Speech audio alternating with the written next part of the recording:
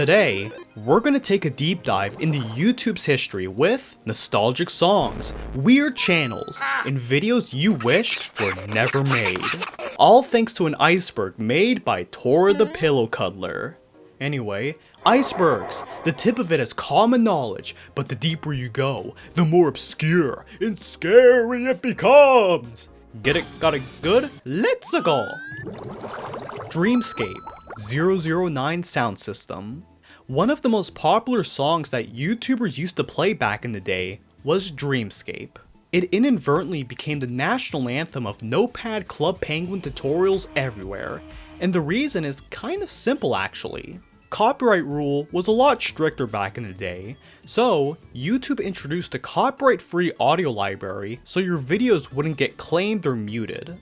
Dreamscape was one of the most common due to it being the first seen alphabetically due to the artist's name.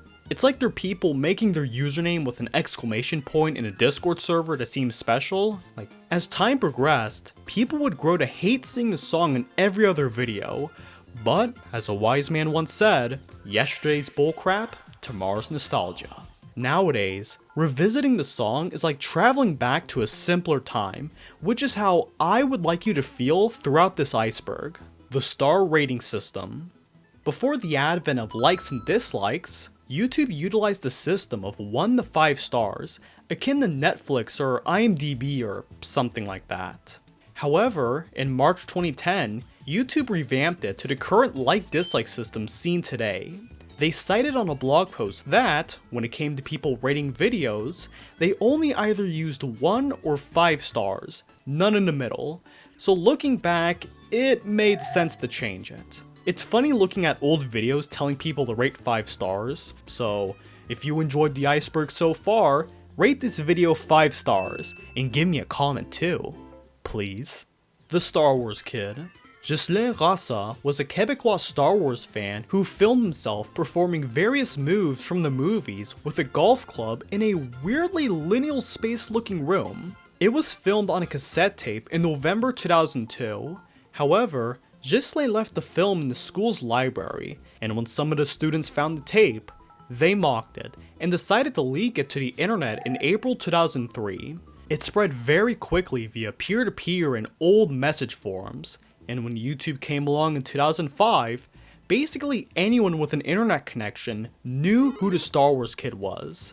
Everyone was mocking Ghislain because he looked like a modern day Discord mod. The bullying got so bad that he had to be homeschooled for some time and even lost friends due to the whole ordeal. The family Rassa would then sue the families of the 4 bullies in July 2003 due to the frankly messed up distress that they put Ghislain in. The lawsuit would then be settled out of court in April 2006 on unknown terms. That experience led Ghislain to pursue a law degree, and he later became a lawyer. Later in life, he appeared in a documentary retelling the story from his point of view, and in the same film, he and one of the people who leaked the tape made up and reconciled. Honestly, I find the original video kinda cute. It's just an awkward nerd sharing his love for Star Wars, even if it's a little cringe. Ghislain's story proves that the cyberbullying stuff hasn't changed one bit in 20 years. Just go to a TikTok comment section and prove me wrong. Full TV show episodes in parts. This refers to the totally legal practice of uploading episodes of mainstream TV and anime shows appearing on YouTube for free. Old anime fans will remember watching Naruto in 3 parts in 240p. It was peak humanity. Copyright holders are obviously not fans of the practice, but they're just playing an endless game of whack-a-mole, and they will always lose. This genre of videos still exists to this day. Just go search up Family Guy full episodes, and you can still watch them for free. If you're fine with the episodes being zoomed in and having some of the good parts cut out. Me at the Zoo. This is where it all began. Me at the Zoo was the very first YouTube video ever uploaded to the website on April 23rd, 2005 by Jawd Karim, one of the founders of YouTube. As the story goes, Jawd and one of his high school friends, Yakov, went on a trip to the San Diego Zoo to make a video about elephants and how they have really long trunks. It's a simple video, but it really emphasized what YouTube was supposed to be. A place to broadcast yourself. The video has since received hundreds of millions of views over the years, and the description has been used as a place for Jaw to voice his opinions on microplastics in the brain, and his scathing reviews on the enforcement of Google Plus accounts, and the removal of the public dislike button on videos. However, I think the best change came when the thumbnail was replaced with a Mr. Beast version. No, really, who wouldn't click on that? Smosh. Smosh is a YouTube channel known for making skits featuring a large team, but back in the early days of YouTube, it was the skit channel. Originally a Flash animation website in 2002, the duo started their channel in November 2005, originally posting lip-sync videos of popular songs like the theme to Teenage Mutant Ninja Turtles, the Power Rangers, and especially the Pokemon theme song. That one in particular became the most viewed video on YouTube for some time at around 4.5 million views, before it was deleted thanks to copyright. Over time, Smosh would move away from music into short comedy skit videos throughout the late 2000s that would define what they were. Some of these videos were not something kids should be watching, but don't even lie. They were the funniest shit back then. Like, Molester Moon was a better Stranger Danger ad than what school ever taught us. However, the channel kinda lost its way due to the duo selling their channel to a media company in 2011, and then Anthony leaving Smosh altogether in November 2017 to pursue other avenues. For a while, the Smosh identity was seemingly relegated to mainstream YouTube slop. But shockingly, the duo reunited and announced that they bought back Smosh in 2023 and that they will go back to the basics with the skits. It was the good ending, but you just had to be there for the old stuff, like the airline safety video or 15-hour energy. Oh yeah, that's the stuff! Unregistered Hypercam 2. Hypercam is a German recording software that many people used in the late 2000s due to it being free to use and its low resource usage for computers at the time. Granted, it being free meant you got a watermark in the top left corner, but when it came to Notepad tutorials, it got the job done. The software fell out of use over time when people learned that OBS existed, but Hypercam kinda became an ironic meme that reminded us of the good old days. I think Silva Gunner made a really cool design of Hypercam for a contest once. Come on, how did this guy not win? Fred. Come on, Fred, let's play! Oh no. Fred was a YouTube channel started by Lucas Crookshank all the way back in 2006. His main series featured a titular Fred going on random adventures with his signature high-pitched cat lady voice. Oh my god, there's a star!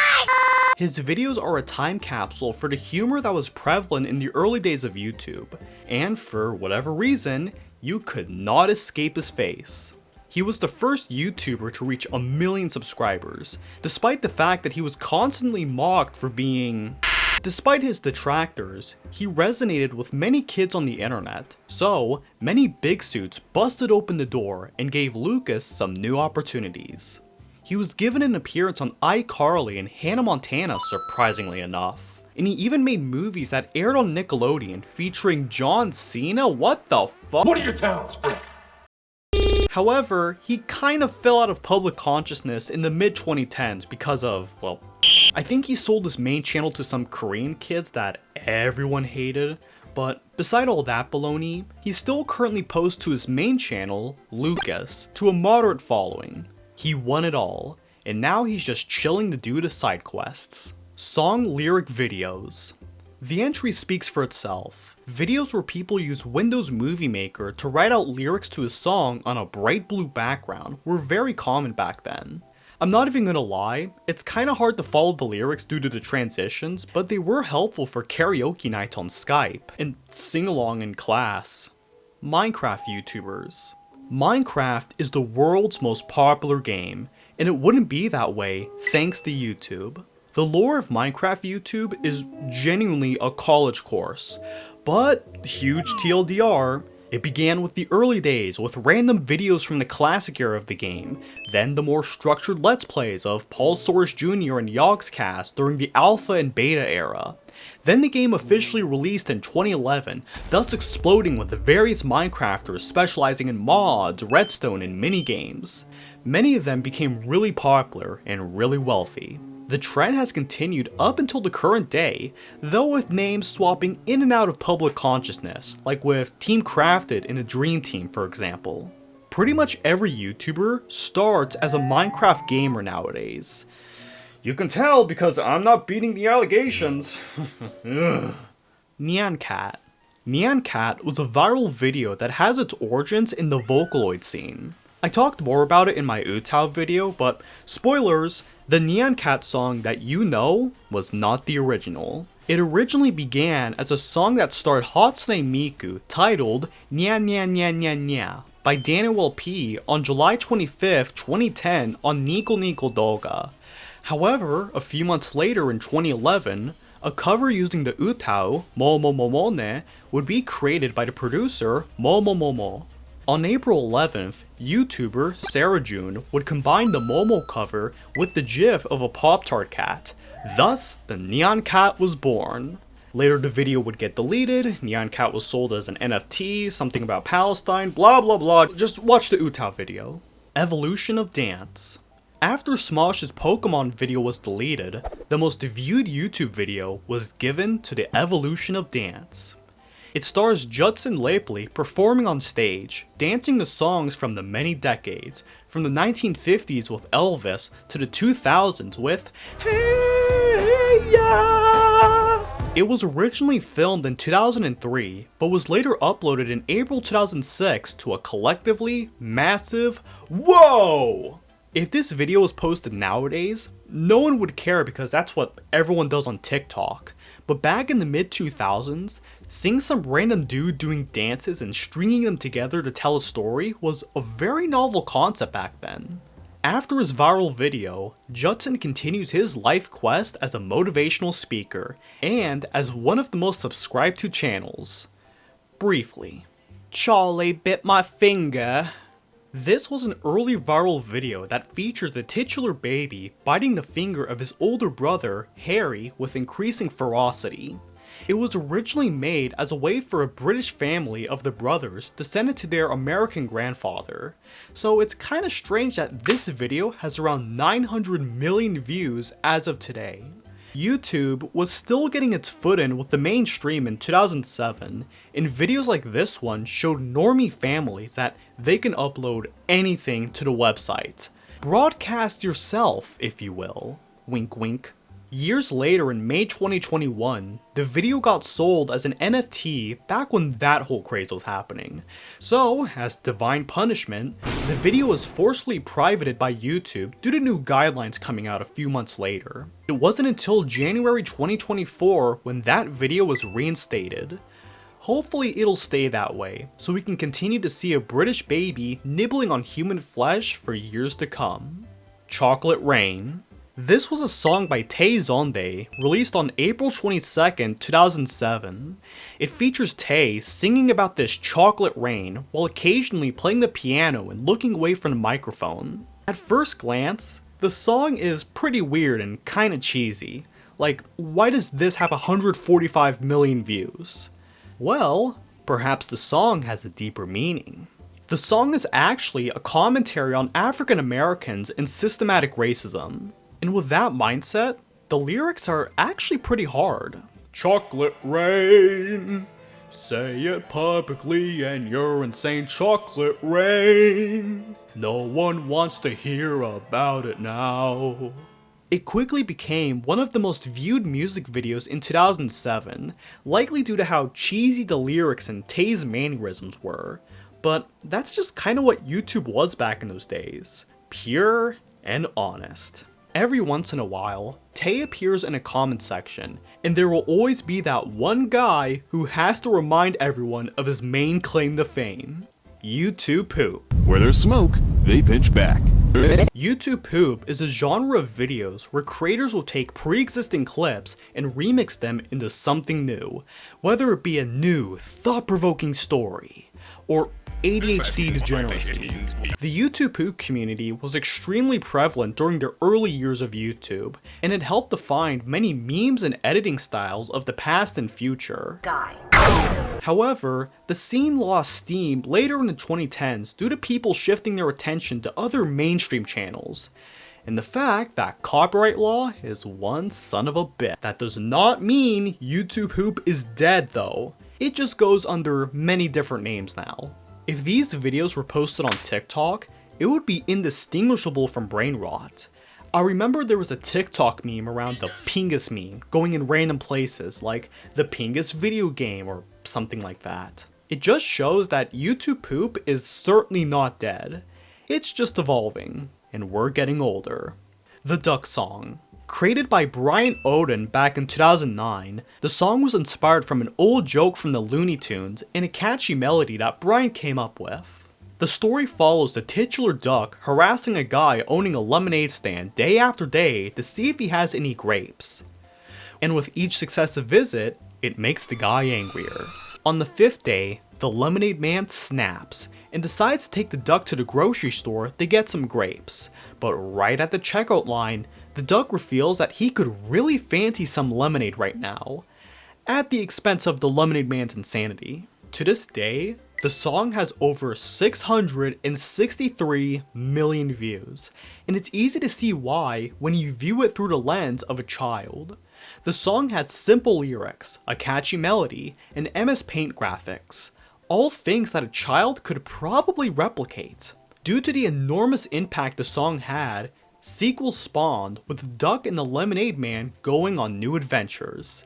Apparently there's actual lore to this universe, so take it as you will. The Annoying Orange. Another traumatic Gen Z memory is that of The Annoying Orange, an early YouTube web series started by Uncle Dane, Danebo. It follows the story of the titular orange living his life with his other fruit friends in the kitchen, telling jokes, puns, and overall being a dick. All things that resonated with kids like me back then. The series grew over time due to Let's Play and challenge videos. Go look at their most popular video list and it'll make you feel old. Angry Birds, Gangnam Style, oh gosh, she even collabed with Fred. No! Ironically, in a similar case to Fred, the big suits popped open Danebo's door and showed them some juicy opportunities. The Annoying Orange somehow had their own Cartoon Network show. How? And Ian and Anthony of Smosh were in it? What is... It's Endgame! It's YouTube Endgame! The show was panned, and thankfully is forgotten nowadays. In 2025, it seems that the food's expiration dates have yet to come, so it looks like that the Annoying Orange will stay lurking in the shadows for just a while longer. Notepad tutorial videos. If you needed hacks for Club Penguin, your tutorial video had a notepad in it. Back then, a lot of people didn't have microphones or were just too shy, so they would type out what they were thinking very slowly onto the Windows notepad. It was slow, but it got the job done. A lot of these videos were recorded with Hypercam and with Dreamscape blasting in the background. It's like the Infinity Stones of old YouTube coming together. PewDiePie. He's a Swedish YouTuber that has among the most storied careers in all of YouTube history.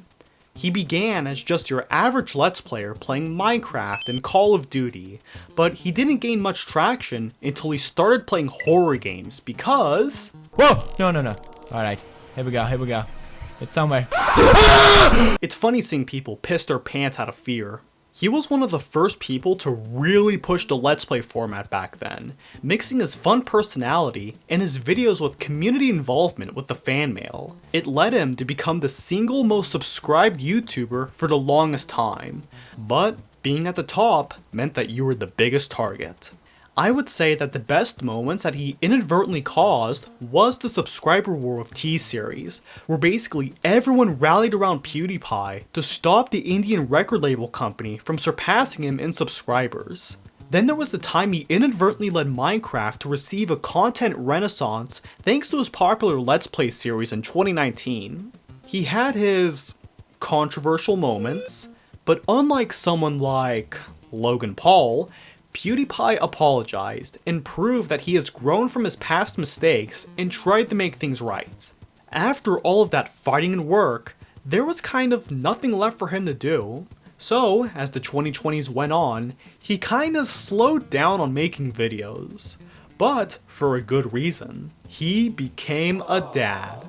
Nowadays, he resides in Japan with his wife, son, and dogs, living life like he had just beat the Ender Dragon. I salute you. Peanut Butter Jelly Time. This is an early YouTube song that belongs in the quote-unquote, "it has lyrics so annoyingly catchy, I gotta replay it 23 times" genre of music videos. It was created by a Miami-based musician, DJ Chipman, back in 2002. But it didn't gain much traction until the infamous music video featuring the dancing banana gained steam on YouTube in 2006. It managed to make an appearance on Family Guy due to its virality back then, but Brian was the one who sang it, so it's cringe. There was a rumor going around that Snoop Dogg's brother-in-law, Jermaine Fuller, was the original singer.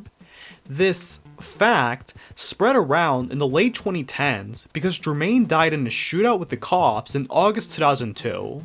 I guess it's to add some sinister lore to the song? I'm going to burst that bubble and say that him singing Peanut Butter Jelly Time is not true. DJ Chipman is alive and well, and still makes the occasional nod to his claim to fame.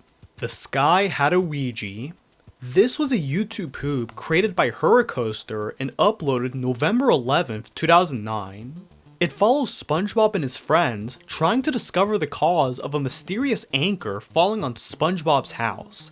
So, they climb up the anchor's rope only to find that it was caused by the Flying Dutchman!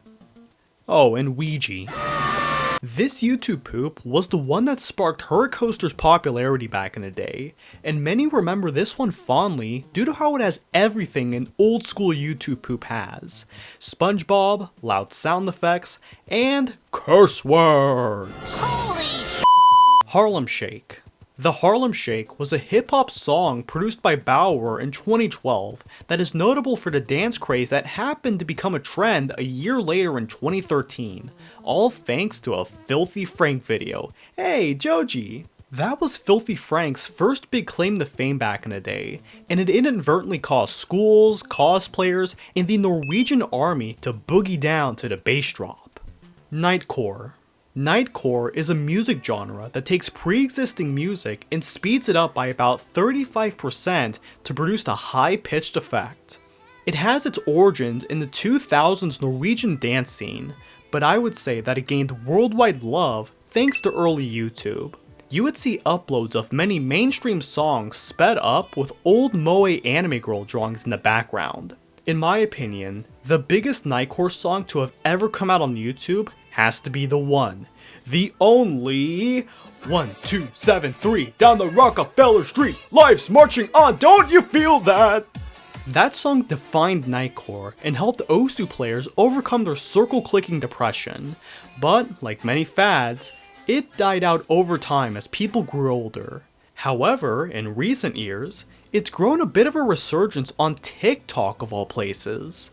If it weren't for YouTube uploads by Alice Blood Rabbit, Hello Kitty girls around America wouldn't have a music genre to cling on to. Leak Spin. This is a 2000s animation meme that features Inoue Orihime from Bleach spinning a giant leak in a circle to the tune of a Finnish folk song, Jevan Polka. It likely originally stemmed from a Russian user of Livelog, where they first paired the song and the gif of Orihime together. A website spawned where people made their own parodies with different characters, and easily the most iconic is a parody featuring Hatsune Miku singing and as the girls spinning the leak. That eventually spawned one of her most iconic songs that has millions of views now, and many other fandoms have their own parodies of League Spin, like Undertale, Animal Crossing, and frickin' Dream SMP, AMVs. Otherwise known by anime music videos, it's self-explanatory. They're videos that are played to the tune of copyrighted music with anime clips in the background to tell the story. The first known instances of an AMV were made back in the 80s and 90s via recording on VCRs to VHS tapes, but AMVs didn't really become popular until the 2000s thanks to simpler and more convenient editing software. AMVs were shared among otaku circles at the time, and later onto YouTube, where many anime fans of the time got their first exposure to them. Nowadays, most younger people see them as TikTok edits. Mama Luigi. Back in the early days of YouTube poop, this specific scene from the Mario World cartoon gained infamy due to how the Deke Mario cartoons had such stunningly great quality that people wanted to honor it by immortalizing Mama Luigi in edits. A lot of YouTube poops in the era featured Luigi in that weird little idiot wheeze at the end, allowing him to be enshrined in the Hall of Classics of Poop. Fabulous Secret Powers, otherwise known as Hey Yeah Yeah Yeah Yeah, is a 2005 parody song of the 1992 single What's Up by 4 Non-Blondes. It was remixed by Slack Circus, featuring many clips of He-Man singing to the song in a very flamboyant manner. If you remember watching the video long ago, you likely saw the stolen version. The original Slack Circus copy was posted on the Something Awful forums in 2005, and some people over there took it and re-uploaded it onto their channels without giving proper credit later on. One of them has over 220 million views in comparison to the paltry 7 million from the original musician's channel. Go give Slack Circus some support, if only because this song makes me elongate my intelligence levels by 16%. Racist Mario. You're a real one if you remember when the thumbnail was Peach wearing Gooner clothes. Uploaded August 5th, 2014, this was an animation by Flatskits that features the cast of Mario and Sonic having a good old round of Mario Kart. Until suddenly, Mario catches up fast, and this time with his black Air Force energy dial turned all the way up. Like any good Christian boy in the hood, he starts killing everyone in his way. You're not Nintendo, you're Pretendo! I wonder how he feels about Mario Kart 8's DLC. But, just when all hope was lost, Kratos from God of War comes in to be a worthy challenger. I won't spoil the ending, but it is freaking brutal. It's definitely not for kids. Zach Scott Games. Zach is an old school YouTuber who is most known for his Let's Plays of various games in the early 2010s, and his excessive love for elephants. He rose to prominence due to his Minecraft and Nintendo videos, but for me, his best content came from his Plants vs Zombies 2 Let's Plays. Ever since he started the game when it first released in 2013, he's made more episodes with the game than the entire One Piece anime. I loved watching him play around with plants that I couldn't afford to buy because I was like 8 years old, but he influenced me in other ways too. I have my Wii U because I saw the guy play Mario Kart 8. He made the anti-gravity look really cool, so I begged and I received the game for my 8th or 9th birthday. I'm sure others had similar stories from watching Zach's Let's Plays back in the day, and it makes me happy that he's still doing the thing he loves. And his stuff with Elephant Daisy, but even then, he's still paying human artists, so just let him do his thing. He's earned it. Remy Gala. Remy was a French prankster who was known for his public nuisance pranks back in the late 2000s and early 2010s. Two of his best videos came from when he played Mario Kart in real life with him chucking bananas at people and him running from police. With his Pac-Man video, he and his goon squad were in full cosplay, playing cat and mouse all around a golf course, restaurants, and even grocery stores, with them causing disruption along the way. In the end, they're just being harmless idiots, unlike certain people nowadays. He kept going for many years until November 2023, where he uploaded his most recent video, Epilogue, where he symbolically showcases that he wants to put the social media stuff behind him. I salute you, bro. Thank you for showcasing your great big Mario Gat. Caramel Dancin'. Caramel Dancin' is a 2001 pop song posted by the Swedish band Caramel, which gained popularity due to a post on 4chan by DJ Speedy Cake in 2005, where he showcased a Nightcore-esque remix that we all know and love today. Artists began making GIF parodies featuring all kinds of characters, from Evangelion, Lucky Star, and Azumanga. It became another staple of the old school anime fandom, like with the leak spin. But unlike the leak spin, the record label behind the original Caramel Dancin' copyright striked a documentary by Jan Misali tracing the origins of the meme in 2021, seemingly as a way to distort history for some reason. The video is back up, likely due to the backlash the record label received for the stupid move. Nowadays, the Caramel Dancin' dance is a sign of respect between anime fans at conventions all around the world. I'm a Banana. I Am a Banana is a song that follows a banana singing about how he is a banana. The song was really popular to remix back in the early 2010s due to its random nature. Apparently there's a My Little Pony and Gorilla version? Oh, okay. The person behind the song is Onision. He is a man with a long and storied history, but not for the right reasons. All I can say is, if you separate a man from his banana, he will yearn for the banana. Onision is just a really big creep. I found Herobrine in Minecraft Pocket Edition. If you had a childhood memory with this video, I freaking love you.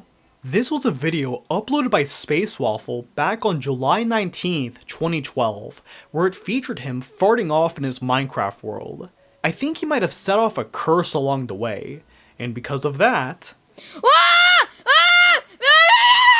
he ran to his house, but Herobrine broke in. He tried offering a single diamond for him to get away, but yeah, nice try, bud. Space Waffle was trapped in a dead end, so he had no choice but to fight. No! He's dead. Yippee-ki-yay! He became the first recorded man in history to kill Herobrine. Okay, yeah, this was obviously a staged video, but don't lie if it didn't freak you out as a kid. Herobrine was the boogeyman for Gen Z Minecraft brain kids, so seeing him filmed and chasing a person playing the game was just unsettling. Looking back though, this video was theatrical genius. It made Space Waffle a legend among adults my age. Nowadays, it appears Space Waffle is kind of active. Herobrine even came back for revenge in 2023, so I think Space Waffle is going to be haunted by him for just a little longer. The Cute Mario Bros. One of the earliest examples of a plush YouTuber comes with the Cute Mario Bros. They were a duo of friends who began making plush videos back in 2006, featuring Toy Mario and Plush Luigi experiencing slice-of-life adventures, like them starting a rock band, going through a summer adventure, and even Mario dying.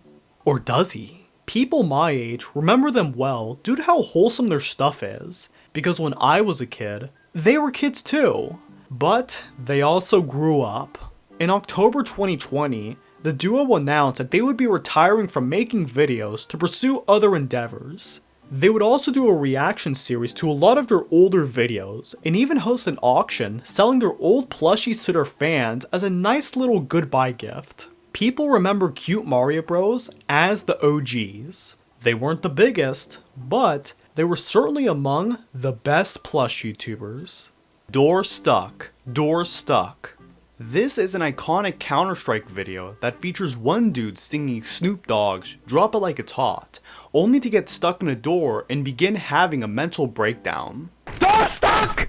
Door stuck! It's not all bad. The two apparently became friends afterwards, so hey. Something like this could only really happen in the Source game due to how absurd it is. There were fan videos parodying the incident, people searching for the original players 15 years later, and even Valve has acknowledged the joke in recent years, which has cemented the door stuck video in the Counter-Strike canon. Future game console prediction videos. Have you ever wanted to know what the Xbox 720 looked like?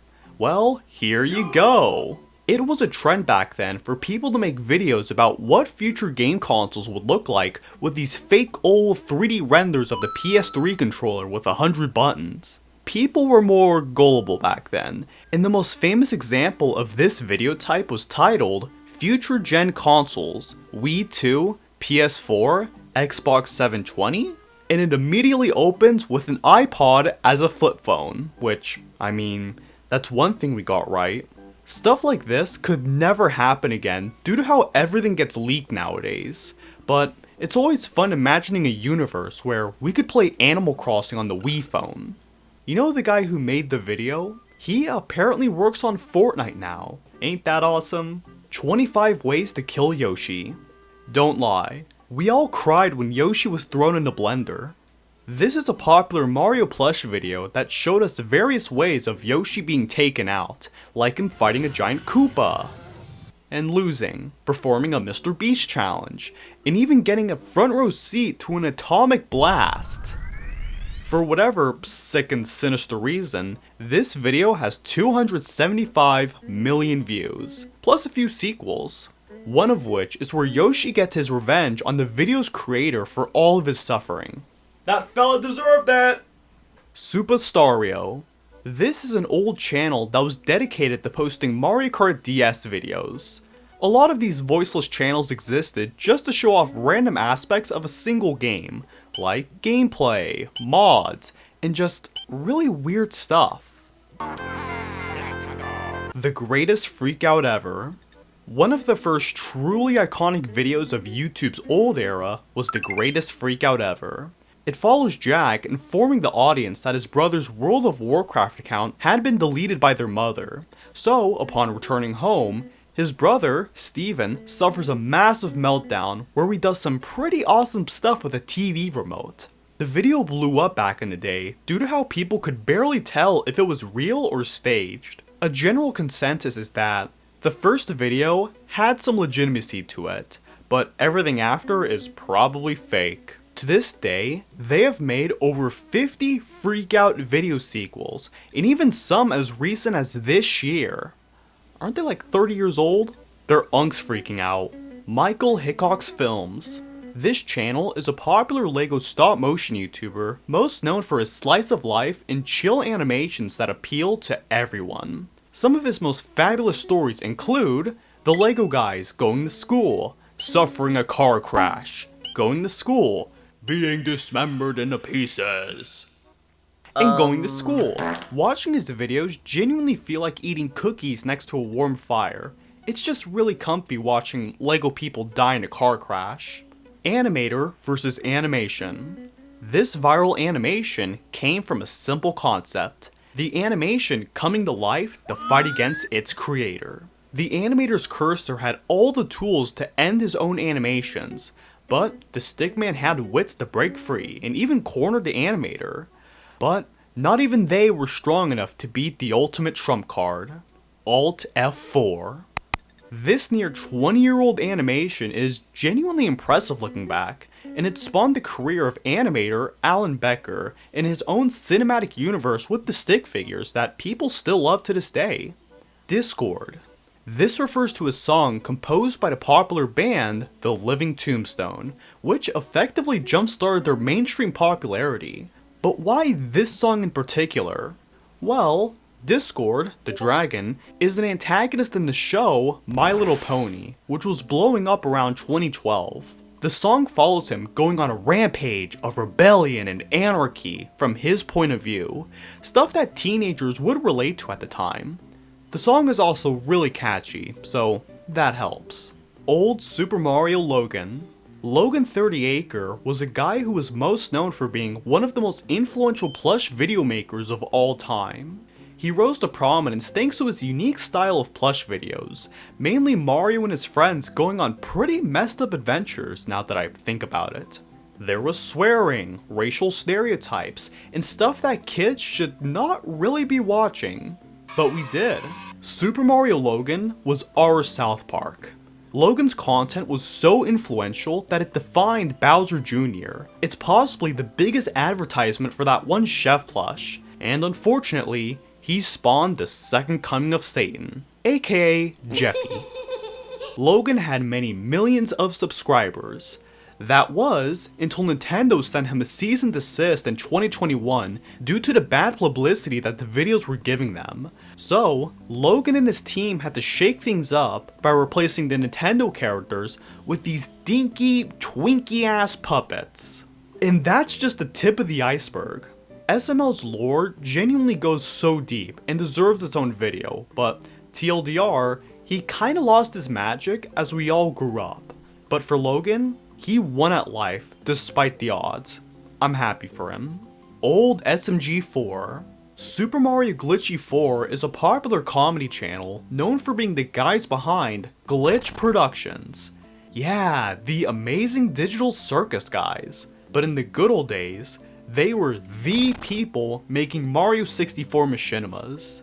It was a niche subsection of YouTube, but it blew up thanks to his videos being really freaking funny. Like with one of my favorites, Idiot Carts 101. It follows Mario being forced to go to traffic school, and upon the day of the driver's test, him and all of his friends fuck around, like Peach immediately crashing into a tree, and Wario sniffing lead paint. Yes!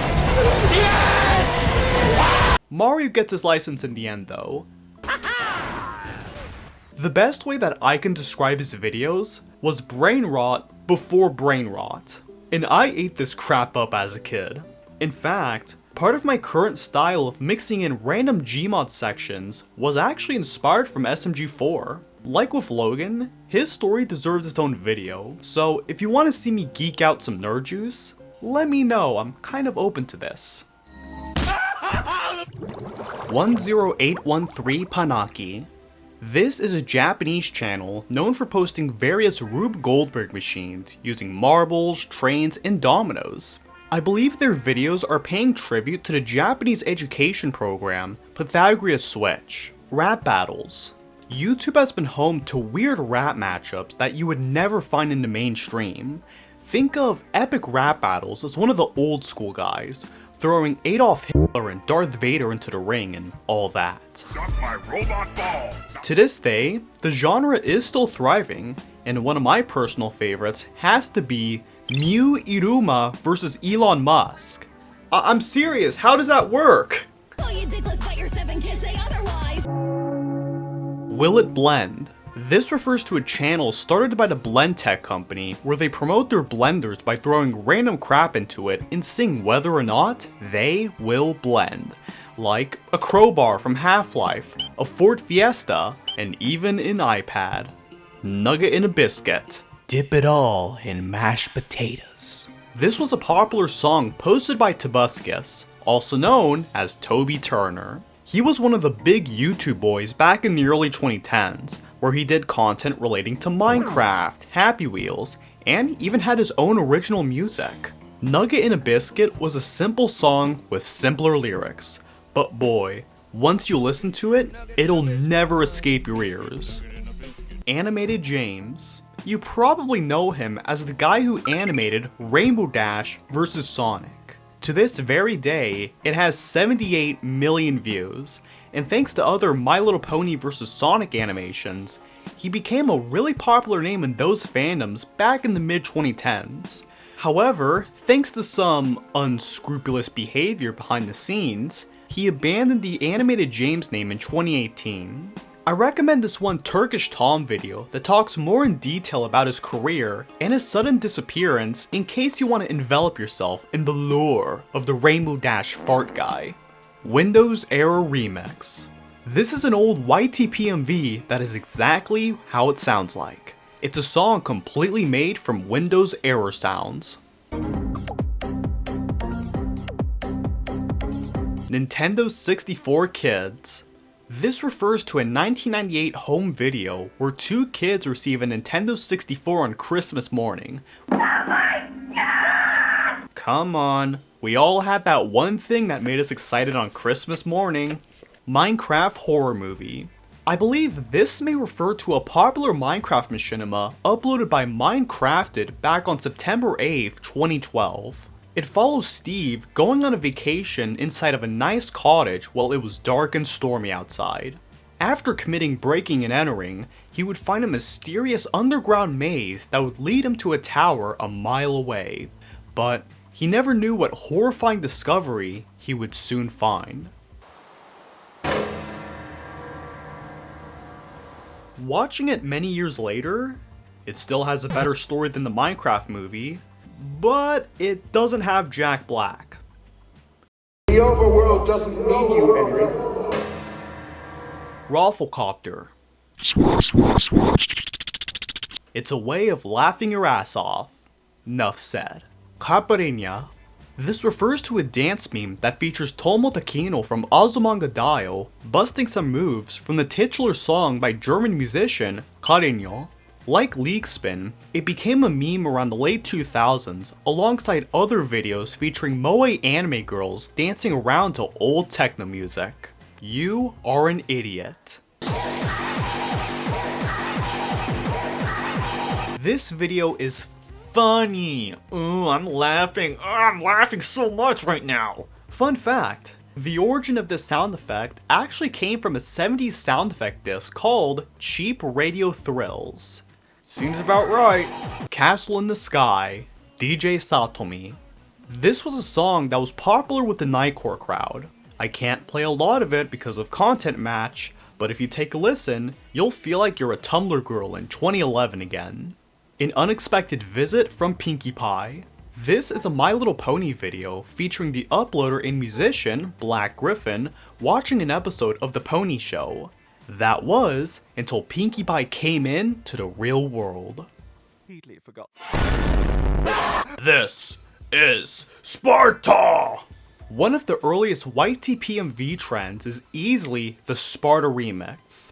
It has its origins as a gif with the techno music of the climatic scene where some dude is kicking some other dude into the pit. From the movie 300, members of the forum where the video was originally posted were intrigued, so they made their own remixes of the song with other source material, from SpongeBob to the Mario cartoon. You can see the editing of poopers evolve over time, from the simple clip replacement of the late 2000s to the psychedelic mess of today. Sparta remixes get criticized for being overrated and annoying, but that's just how stuff is sometimes. Yesterday's bullcrap is tomorrow's nostalgia. The original song is pretty nice though, not gonna lie. Bowser's Mushroom Factory. This is a plush video released by Goomzilla back in 2010. It follows Bowser opening up a mushroom factory so that he can become as powerful as the Mario Bros. He uses the factory to trap Mario and Luigi so that they won't get in his way. Meanwhile, Peach and Toad were hosting a tea party, waiting for the bros' arrival. Fearing the worst, Peach goes on her own adventure to see if she can stop Bowser and save Mario and Luigi. The thing that separates this plush video from the others in my eyes has to be Goomzilla using sound effects in place of human language. As a kid, I loved imagining what the silent characters were saying in their heads, like in Tom and Jerry for example. So it didn't matter what language you spoke, body language is near universal. Perhaps that's why this video has 83 million views to this day.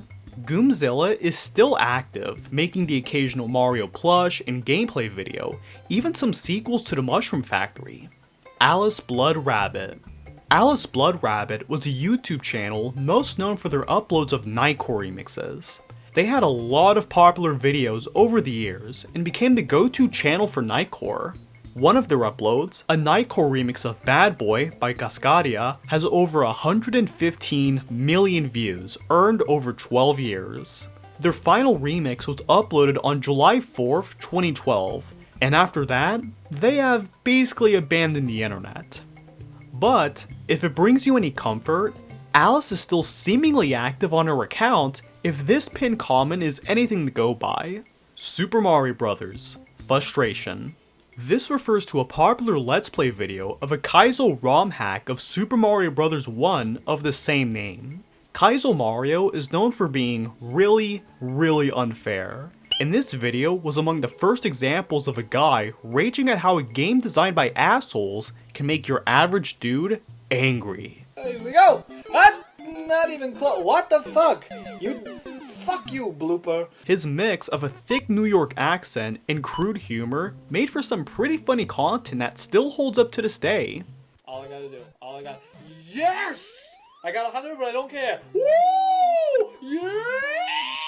Here's a little fun fact. The guy who uploaded the video goes by the name Dr. Kevin Hainline, an astronomer who has helped on the James Webb Telescope project. What's going to be this guy's lasting legacy? Helping discover the oldest galaxies in the universe with groundbreaking technology? Or getting rage baited by a Goomba? And we got a... Oh yeah, there we go! A Goomba! Fuck you! Alright! Oh. Elmo's Got a Gun. This is an old, edgy mid-2000s song that features Elmo from Sesame Street snapping because he was, and I quote, tired of Big Bird's crap. He goes on a killing spree against the residents of the streets because, well, this is probably a case not even Kyoko can solve, so she needs a little help from you. Blame it on George's old videos. Blame It on Jorge is a YouTuber primarily known for his mystery and lost media documentaries, but back when I was a kid, I vividly remember watching a lot of his old videos talking about cartoons and their creepy and depressing moments. It really opened my 10-year-old mind to how freaking dark and depressing SpongeBob and animation history was. A lot of his videos have been unlisted or lost to time, ironic considering what he's famous for. But one constant is that his content has a chill yet unsettling vibe that very few have replicated well. A toy train in space. This is a video made by a father where he makes his son's favorite toy train, Stanley, fly to space via a weather balloon.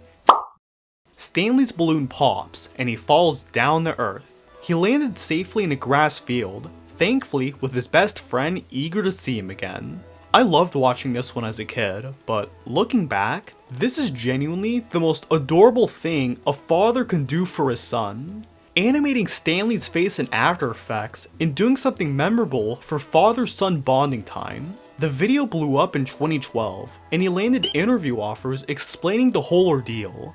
Notably, there was one with Larry the Cable Guy. Yeah, Toe Mater himself. My name's Matey, and I'm gonna take Stanley up into space with me. I found this one toy of Stanley with astronaut gear, so I like to think that the people behind the Thomas toys made it as a little tribute for the kid. Tribute videos.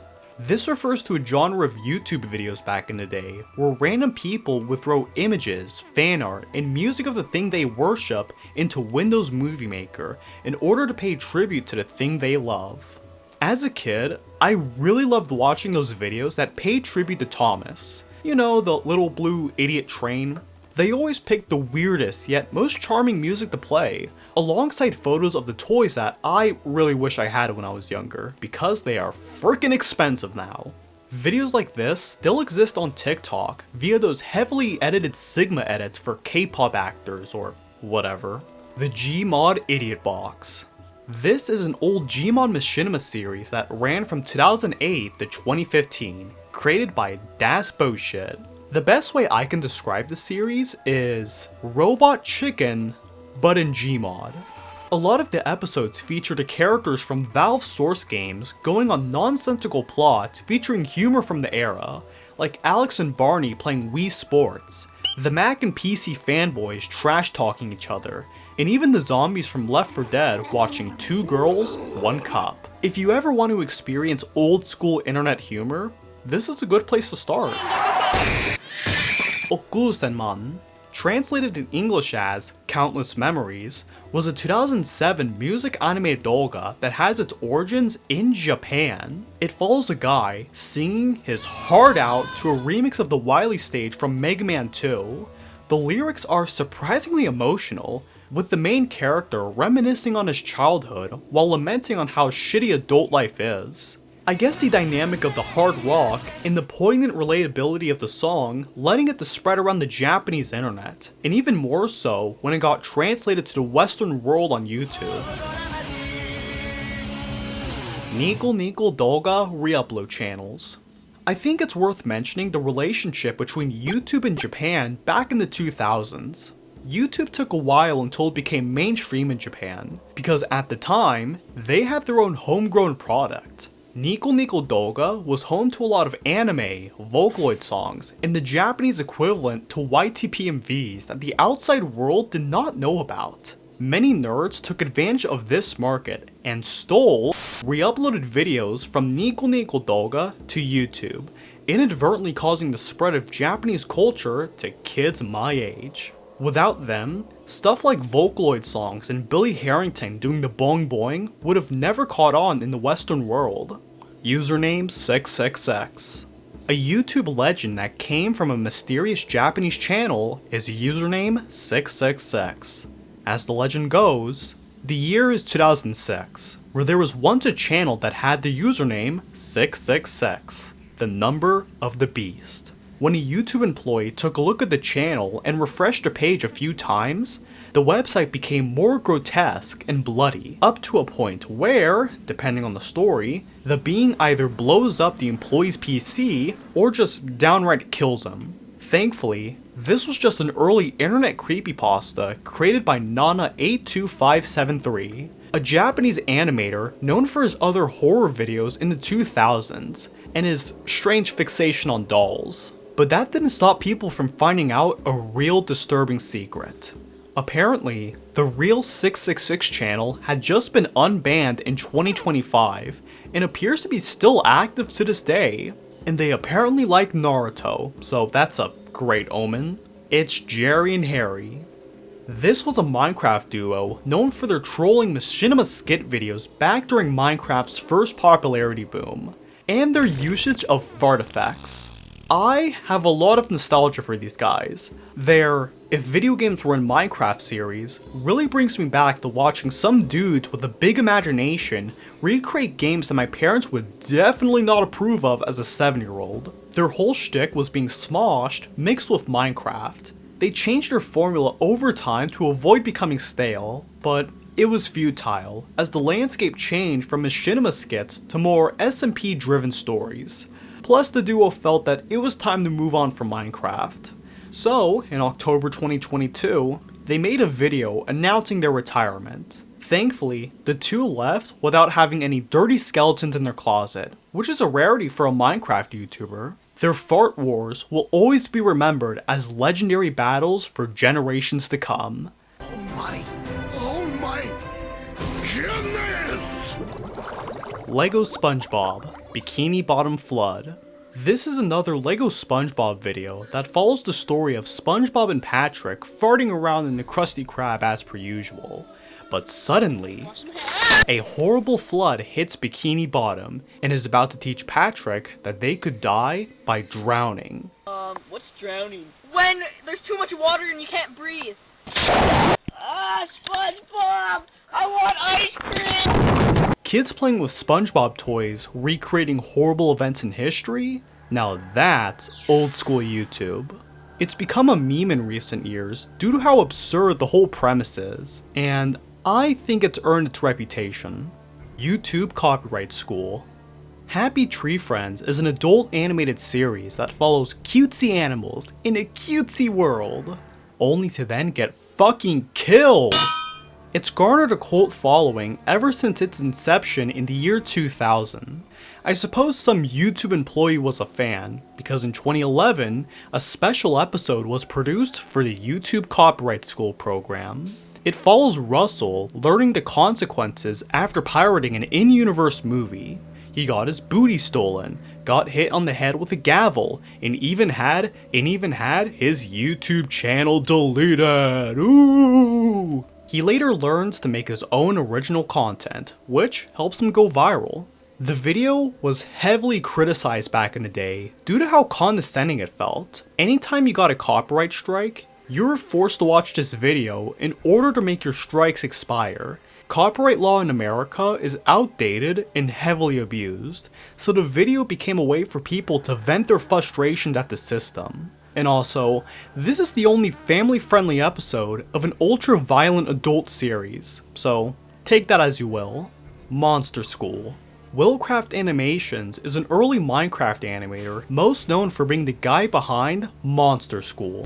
It's an old series with the mobs from Minecraft being taught by Herobrine to become better and effective scarers. Basically Monsters University, but cooler? For whatever reason, it became super popular with kids and led to a subgenre growing around YouTube that still exists to this day. I never said it was good. I still come back to Willcraft's videos and get that warm, cozy feeling of simplicity of the mobs crafting items, not whatever this is. I love stealing. I love taking things. The Haunted Hotel of Ouija. This is a YouTube poop produced by Hurricoaster, where it follows Mr. Krabs opening a hotel because he was inspired by a $25 spaghetti charge. Really predicted inflation, didn't he? So, he hires SpongeBob and Squidward to do the work. However, Squidward encounters something odd about this establishment. You will die. If you want a meatball, you'll have to get a room at die. I think this entry is so deep on the iceberg, likely because the original upload got blocked worldwide. That's a common threat that YouTube poops faced in the early days of the website, due to rights holders being more protective of their SpongeBob videos back then. The Three Big Pigs. This refers to a bizarre Angry Birds parody video satirizing the once current 2011 Arab Spring protests. It follows the birds using the power of Twitter to take down the big bad Ben Ali of Tunisia, Hosni Mubarak of Egypt, and Muammar Gaddafi of Libya. I certainly didn't get it as a kid, but it's funnier when you get older and realize how oddly prophetic it was with Gaddafi. Gingers have souls! No they don't. This is an old viral video uploaded by Coppercap in January 2010 that follows a teenage ginger kid passionately ranting about how he and his ginger friends are not respected by society following the release of the 2005 South Park episode, Ginger Kids. It blew up because people made fun of the guy for how insane he was. He even got the South Park episode to reanimate the rant for an official promo. Everyone thought Copper was making a fool of himself. But the truth is, the game was rigged from the start.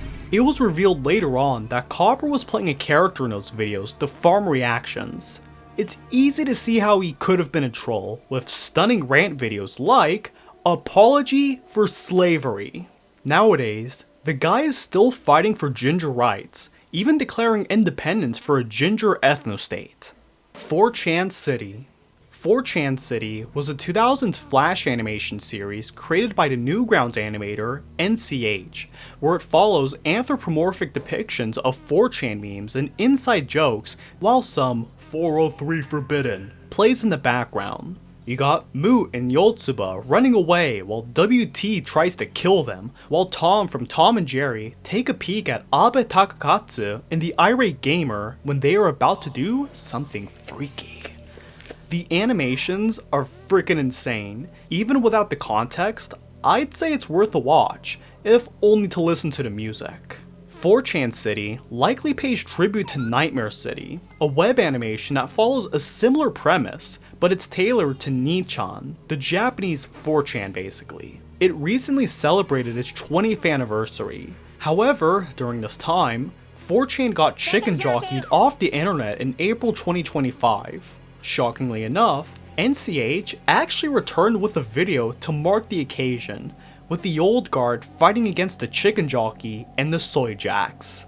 What autism do you have to be on to make this, cause I want it. This video contains Win.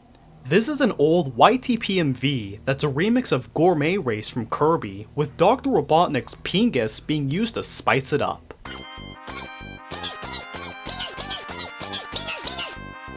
It later became a trend around the YouTube poop scene to remix the song with other characters and source materials being used for the sounds.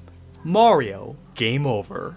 This is a skit video from 2007 that follows Mario and Peach going through a domestic dispute. Like any man during post 9/11 America, he takes his shrooms and goes on a rampage against anyone he finds, only for Mario to die via police shootout. It's still a better plot than the Mario movie. For some odd reason, this fever dream of a skit somehow managed to get nominated for an official YouTube award in 2007, but it never won. For the best, honestly. I don't think the world's ready to see Luigi as a depressed father. I hope he stays that way. Last time I saw that Mookie stole my warp whistle. Cody, put that! The Lion Sleeps Tonight, Pat and Stanley. This is a music video that features a hippo and a creature singing the old children's song, The Lion Sleeps Tonight. Pat and Stanley is one of those weird European kids cartoons that Americans don't really know about, so it's kinda nice knowing that this was many people's first exposure to these fellas. Aw shit, here comes Pac-Man. This was an animation produced by Hackor and uploaded July 6, 2006, where Pac-Man busts into a room where he announces that he will do some crack. The two dudes in the room clearly disapprove of such uses, but Pac-Man does so anyway. He huffs some smoke and dances like a bloke. With the low quality animation and the high-pitched voices, this just screams old school YouTube. It honestly feels like a fever dream. Surprisingly enough, this was not the most popular video on the Hackor channel, as he uploaded a video of a few rhinos fighting that now has 55 million views? What the fuck? Pac-Man, I need some of your Zaza, because what the hell is this? Ronald McDonald Insanity. Ronald McDonald Insanity was another music anime doga that featured Ronald McDonald dancing to the tune of You and Owen Was Her, a song from Toho Project. It always comes back, it always comes back, it always freaking comes back to me. It was originally posted onto Nico Nico Doga sometime in 2007, but was deleted sometime after, likely due to copyright. But thankfully, it was saved by YouTuber Mr. Horseshoe and uploaded New Year's Day 2008. Due to how unknown Toho Project was at that time in the Western world, Mr. Horseshoe helped explain what Toho Project was in the description despite the weirdness of the video. This was many people's first exposure to Toho Project as a whole, so it kinda cemented the series and the video as a staple of internet lore. Skellington's Revenge.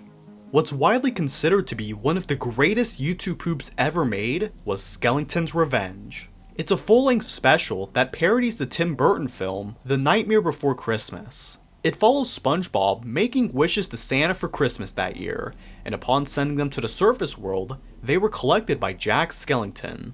In his world, Halloween was cancelled that year, so Jack felt like crap. However, upon realizing that Christmas was happening in Bikini Bottom, Jack quickly devised a plan. It's now the night before Christmas, and everyone sent letters to Santa. Except for Squidward, so in a panic, SpongeBob and Patrick quickly wrote a letter asking Santa to give Squidward a taste of Terry Crews' big, juicy abs. And upon sending the letter, someone in a red sleigh crashes into Squidward's house. Oh my goodness, Santa Claus is here! Wait a minute! Let me go this instant! He then quickly opens a portal that sucks in SpongeBob and Patrick, some people from Ed, Edd and Eddy, the Red Team from TF2, and Fluttershy from My Little Pony. They appear in a convenient boss arena and see Jack transform into a big, evil robot bunny. So, it's up to a bunch of unrelated idiots to save Santa, Christmas, and the world. This is some crazy heartwarming stuff. Skellington's Revenge still holds up all these years later, and many watch it annually for Christmas.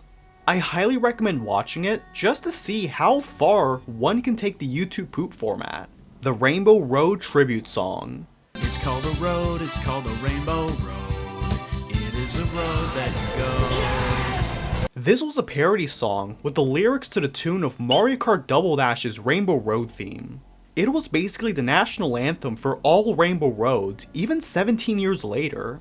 It was created by Mark Kump and Adam Waldron on the Rhymes with Stomach channel. They were an amateur filmmaker duo that... You ready to go swimming? I'm ready to go swimming. Mickey Donalds. This is a popular LEGO video that follows the story of some dude meeting Spider-Man working a 9-to-5 at McDonald's and seeing what kind of people he'll encounter. There is voice acting, but I kind of find it to be a little unsettling. I think he's dead. I hope he likes that happening. Suck my robot ball. Ooga Chaka Baby. What's often considered to be the very first viral internet meme was the dancing baby. It's just a gif of a baby dancing that people found hilarious because... baby. This baby's almost 30 years old, by the way. The Plankton and Wife series.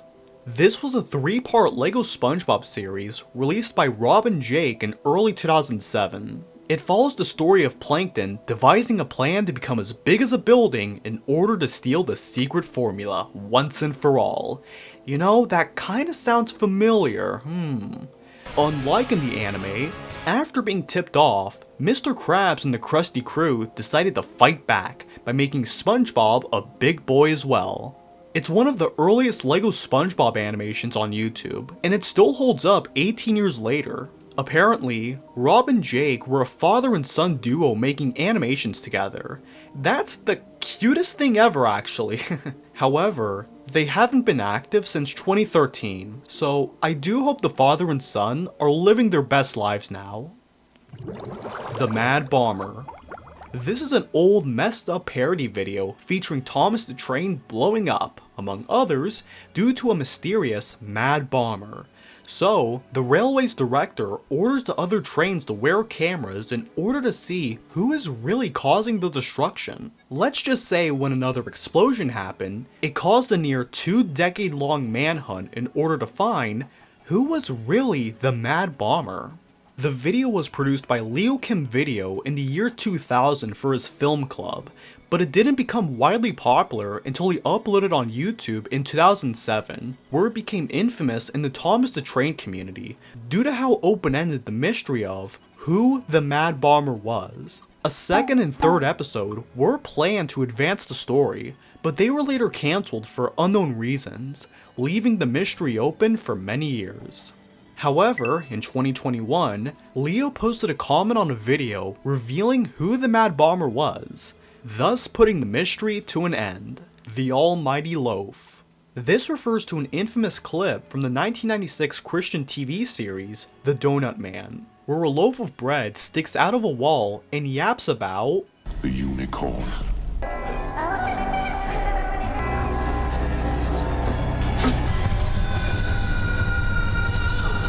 Luigi! No! Sonic Zombie. This is an old Gmod series created by Belena Productions that follows Sonic and his friends trying to survive a zombie apocalypse, with some crude escapades and some weird enemies along the way. The series was unlike anything made by Gmod at the time, since it was just a guy moving around ragdolls from kids games and making them play up racial stereotypes. But my goodness, this series was hilarious. Everyone knows the scene where Sonic latches on the Rouge's chest in order to become supersonic to defeat Godzilla. Also, you can't forget the fact that Sonic loves Starbucks. Knock knock! Who's there? Me! Starbucks. The series lasted for about 9 episodes, and over the years has garnered hundreds of millions of views. Unfortunately, however, the series has found itself in trouble thanks to YouTube changing the rules on kids content thanks to the whole COPPA situation. The only good part of Sonic Zombie Origins, the freaking Rouge scene, had to be deleted because of that. But despite those hiccups, I still love the series for how batshit crazy it is.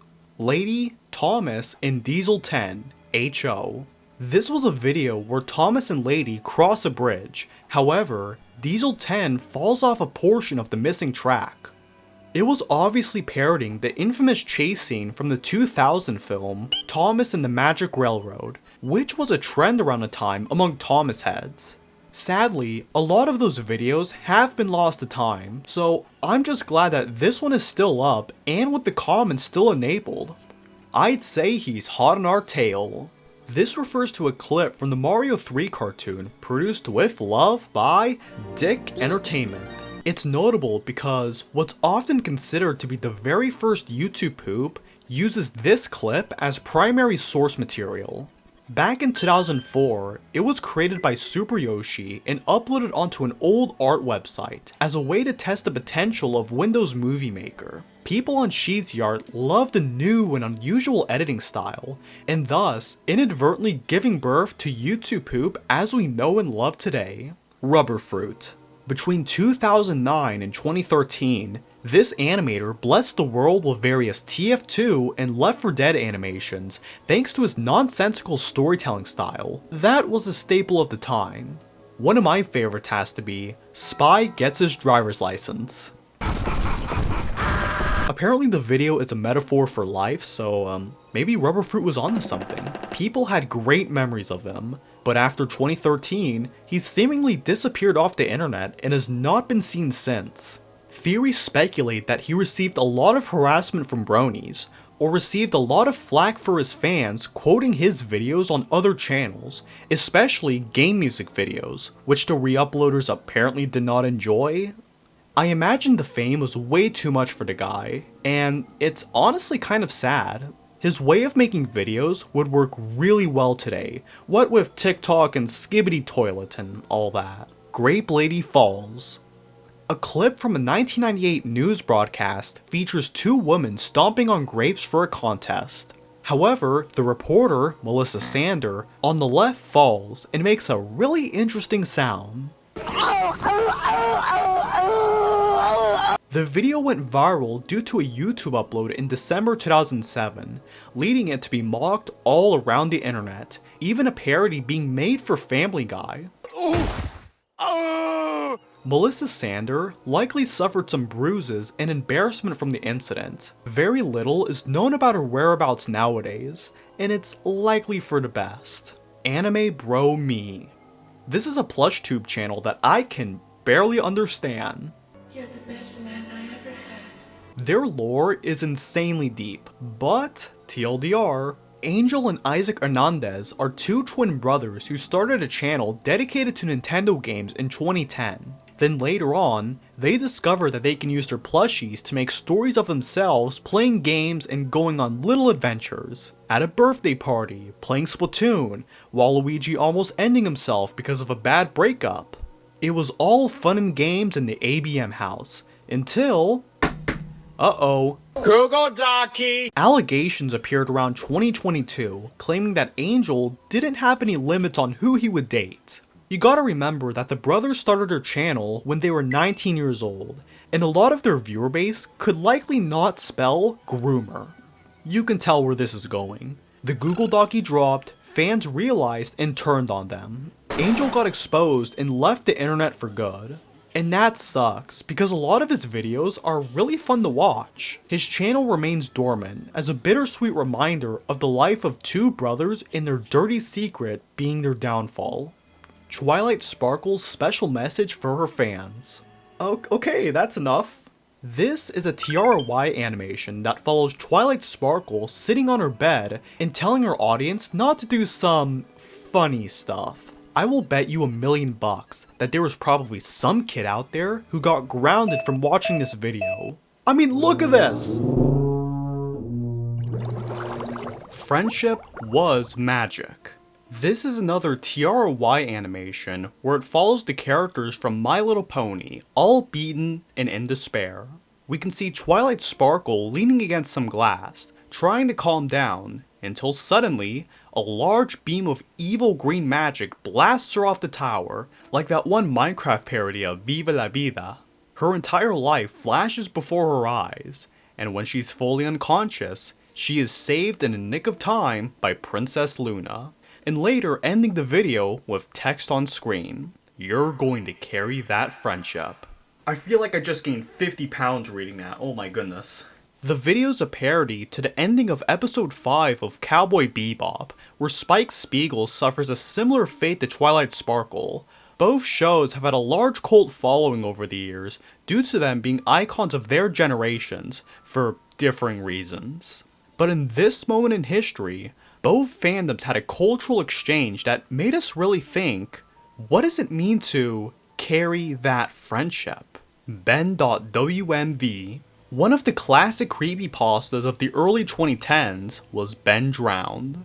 Originally coming from the export of 4chan, it follows the YouTuber Jodicible buying a used copy of the N64 game The Legend of Zelda: Majora's Mask. Upon returning home, he booted up the game to find an old save file named Ben. He never expected that there would be some strange glitches the farther he played, so he documented the weird occurrences on 4chan and with the accompanying video titled Ben.WMV. It shows Link trying to do a JoJo pose, spontaneously combusting in the flames and drowning in weird ways, all with one common link, that frickin' Link statue. The statue is haunted by a boy that had suffered horrible bullying and was sacrificed to a cult via drowning, only for his spirit to haunt the cartridge of Majora's Mask in order to spread the cult's message. It's up to Jodicible and the audience in order to solve the mystery. Many people genuinely believe that this creepypasta was real back in the day, and that was due to the already creepy nature of Majora's Mask, and how low-key the video was at portraying the curse, as Ben would appear just to watch you suffer perpetually. I show Red Mist to a 10-year-old. Red Mist, better known as Squidward's Suicide, is a classic creepypasta akin to Jeff the Killer and Slenderman. One of the ways the creepypasta became infamous in the wider internet was with a video recording where this one Luigi Mangione lookalike shows a cassette recording of the creepypasta to some of the kids in their bedroom. It went as you would expect. He said this is the part. This was as far as I got before Carlos started crying and stuff. At least he got a viral video, so now he can traumatize more kids in the process. M is bad. Luigi, watch out! Mario's going for the butt! Ah! M is Bad is an early Mario sprite animation created by Hexus and uploaded onto Newgrounds May 5th, 2006. The video you've likely seen, with Luigi getting analed, was actually re-uploaded by a dude with a Naruto profile picture. Anyway, the story follows the Mushroom Kingdom hosting a rave at Peach's castle. Everyone was drunk. Even Luigi was having fun. That was, until Mario had a little too much to drink and became enamored by his own brother. Because of that, Mario ran to Luigi to do a little Andrew and Laylee behavior. Luigi lost his V card to Mario, his own brother, and he had to receive medical treatment for it. Upon waking up, it's now time for Luigi to seek closure on his trauma.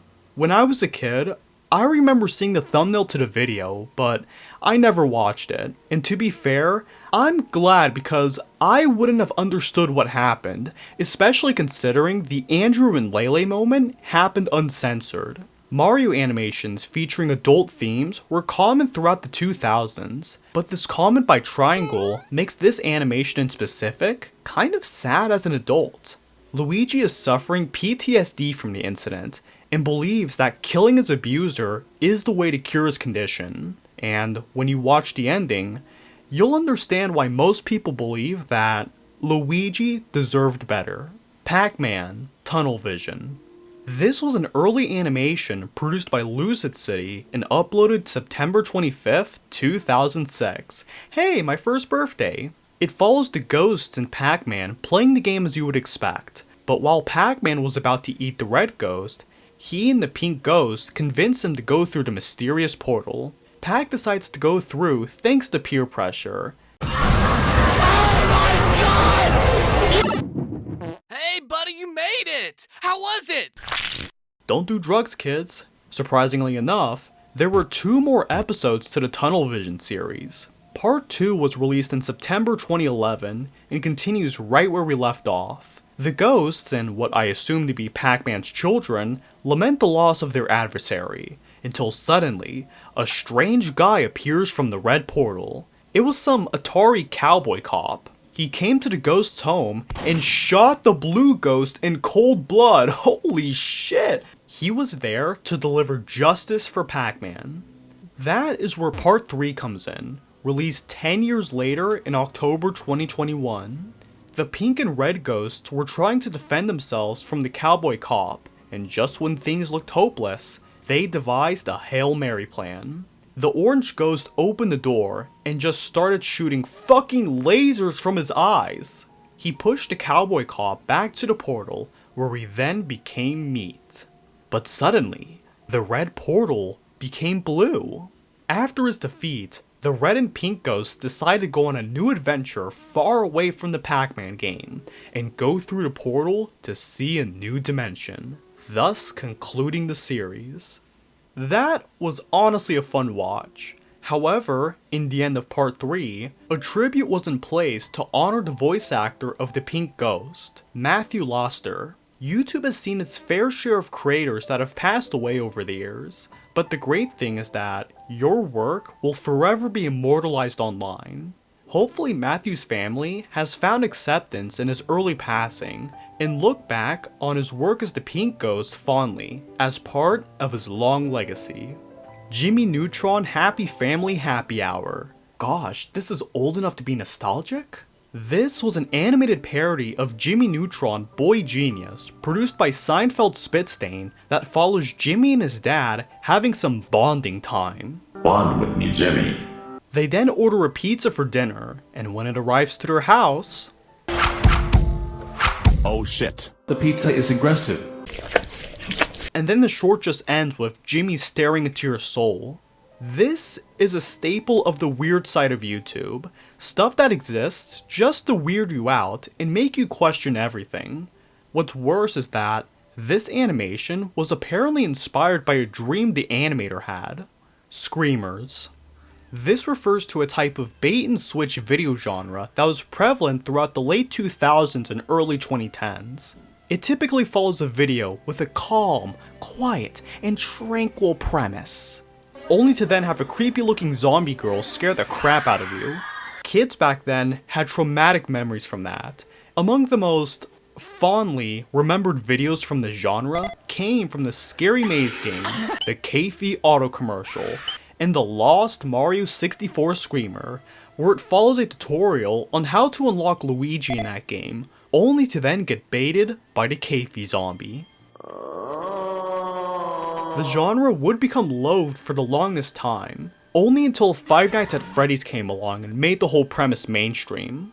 Nowadays, you'll occasionally see a horror movie trailer utilize the Screamer format to make Redditors angry. Sock puppet being waterboarded. This is a 2011 video that features a white sock being interrogated by two other socks for some reason. The white sock insists that he's innocent, but the interrogator socks were pushing him to his limit. It's honestly a little unnerving watching this. My Little Dashie. This is a My Little Pony fan film produced by StormXF3 that follows the story of the narrator living a boring life in a dying city, only to then suddenly discover a little box at an abandoned building. He discovers that inside the box was a little baby Rainbow Dash. The narrator takes her in and raises her for the next 15 years, teaching her how to speak, fly, and even get a job. Oh gosh, imagine going to McDonald's and seeing Rainbow Dash there. I would buy like 16 Happy Meals just for her. Despite Rainbow Dash eventually discovering that she's a fictional character, the two love each other like they were father and daughter. However, one day, the other ponies from the show came along to retrieve Rainbow Dash and bring her home, but not before a rather emotional goodbye scene as her memory is wiped. I'm not even gonna lie, this script is corny, but the cinematography is way too good for what this is. As someone who hasn't been lobotomized by My Little Pony autism, this is the Citizen Kane of My Little Pony fan films, so take that as you will. Daft hands, harder, better, faster, stronger. This is a fan music video of the Daft Punk song of the same name, featuring actual hands doing the hard work. Due to a supposed algorithm change in May 2007, this was one of the first videos many people saw in their recommendations. 77 million views, and that video's demonetized. Never change, YouTube. Never change. Final hours, the YouTube poop. This was a YouTube poop created by 64 Marge064 that was deleted many years ago due to the creator's channel getting terminated, but has thankfully been saved due to how surreal it is. It follows many of the big YouTube poop characters, ranging from clones of Mama Luigi, Scout from TF2, Rainbow Dash, and Barack Obama, all coming together due to CDI Link realizing that it was December 21st, 2012, the date of the apocalypse according to the Mayan calendar. Everyone came together and held hands for the last time, accepting their fate before the rapture takes them all.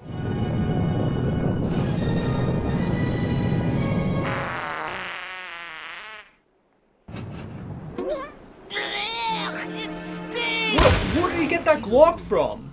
It turns out that the CDI King just had to take a massive Taco Bell fart, and unfortunately, the Earth lived another day, to everyone's excitement. Your old YouTube channel. Many people create different YouTube accounts over the years, and sometimes you will forget about them. Many of you might have a channel from your childhood that has videos of you playing with your toys, or even you as a teenager making music covers. This is one of my older channels, and you can tell I was pretty colorful back then. Terminated pirated TV show episodes. Thanks to copyright law, posting full episodes of cartoons or even full movies will guarantee a deletion date. It just depends on when it'll happen. I remember a time when someone posted the WALL-E movie for free on YouTube, and everyone was freaking out about how YouTube did not detect it. It was ban-hammered a few days after, but it shows why people gravitate toward these videos. Nice try, Mickey. I'm not paying for Disney Plus. Your old usernames. Many people change their usernames on YouTube all the time. This commonly only happens with commenters who want to spice things up a bit, or even want to reflect their current interests. It's fun to look back on what your interests were many years ago, so don't feel nervous about changing your name because bigger YouTubers don't really have that luxury, so old comment you left. In my experience, leaving a comment on a video is a one and done deal, so it's surprising seeing a comment that I post from 5 years ago appear on a music video I saw back then. Maybe you'll see your comment on this video in the year 2030 and think, dang, that was me? I was a Woo-Wah fan? The first YouTube videos you've ever watched. It's self-explanatory. Many of us were very young when we first discovered YouTube, so we grew up with many videos that we remember fondly. For me, I'm a huge sucker for watching old Plush Mario and Thomas videos. It makes me feel young again. YouTubers who've disappeared. Over the 20 years of YouTube's existence, many YouTubers, big and small, have come and gone, whether it's due to a lack of motivation, life getting in the way, or in some cases, unfortunately passing away. YouTube is really a reflection of life, where the creators that we watch are like our friends when we hang out at the lunch table, but as we get older, life changes, whether you like it or not. And for the final entry comes with deleted videos you remember watching, aka lost media. With the sheer number of videos uploaded to the website, there are bound to be some that slip through the cracks, whether it's due to copyright, the uploader deleting them, or YouTube taking down the video due to TOS. I'm pretty sure everyone has a video that they can't find anymore, so I'll tell you one of mine. I remember watching this one video called Percy and the Ghost Diesel as a kid. It followed the story of Percy from the Thomas series running away from a ghost train for quite a while, until he thankfully manages to evade the ghost thanks to a junction at the last second. The video was online for about 9 to 10 years, until the uploader, Aftmask, took it down in 2017 for some reason, and that's when it became lost media. For the longest time, it appeared that no one had saved it, despite it having 1 million views by the time of deletion. There were attempts to contact people who might have saved it, And when that didn't yield results, many recreated the video to save the memory when all hope seemed lost.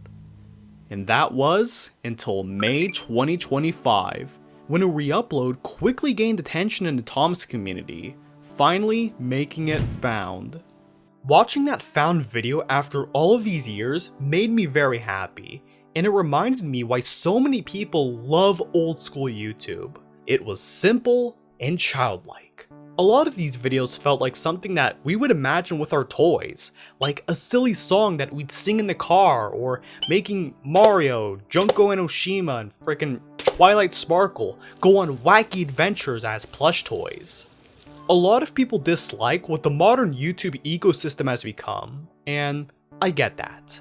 But I genuinely believe that the old school creative magic is still there. You just have to sift through the slop to find the gold. Not me though, I'm just Suwawako.